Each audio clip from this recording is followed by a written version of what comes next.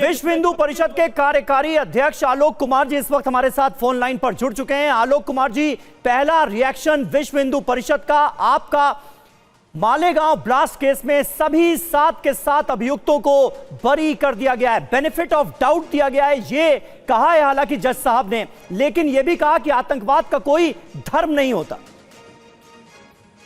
आतंकवाद का कोई धर्म नहीं होता, ये तो सच है।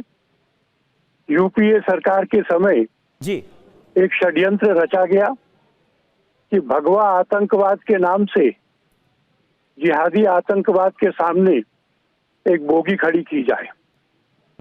केस बनाए गए, नेताओं को फंसाया गया, जिनको फंसाया गया उनसे वरिष्ठ नेताओं को फंसाने का प्रयत्न किया गया।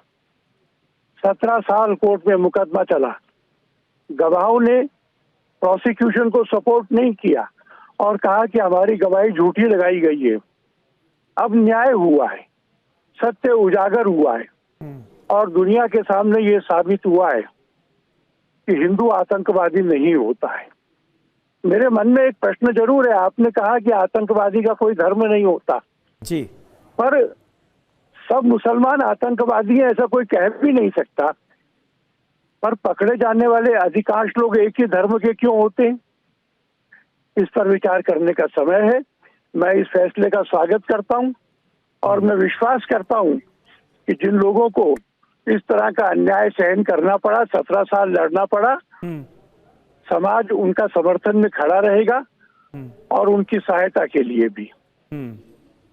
ये सनातन के खिलाफ एक साजिश थी। भारतीय जनता पार्टी के कई नेताओं का इस फैसले के सामने आने के बाद अब ये बयान आने लगा है। हम याद कर रहे थे आज थोड़ी देर पहले कि उस वक्त यूपीए की सरकार के दौरान कांग्रेस पार्टी के बड़े बड़े नेताओं ने भगवा आतंकवाद, हिंदू आतंकवाद की थ्योरी सामने रखते हुए क्या क्या कहा। आपको भी ऐसा लगता है क्या कि ये साजिश थी? मुझे ध्यान है कि अभी जो विपक्ष के नेता हैं वो एक अमेरिकी राजनयिक से मिलने गए। उस राजनयिक ने जिहाद के बारे में चर्चा की और राहुल गांधी जी ने उनसे कहा कि जिहाद से बड़ा खतरा भगवा आतंकवाद है। हिंदू समाज को आतंकी कहना और उसको जिहाद के बराबर के लेवल पे लाके खड़ा करना, यह षड्यंत्र, और इस स्टेटमेंट से मैं मानता हूं कि राहुल गांधी इसमें शामिल थे। जी बहुत बहुत शुक्रिया आलोक कुमार जी हमसे बात करने के लिए। विश्व हिंदू परिषद के कार्यकारी अध्यक्ष आलोक कुमार जी का पहला रिएक्शन हमने आपको दिखाया इस फैसले के बाद। एनआईए की स्पेशल कोर्ट ने साध्वी प्रज्ञा और कर्नल पुरोहित समेत सभी 7 अभियुक्तों को इस मामले में बरी कर दिया है।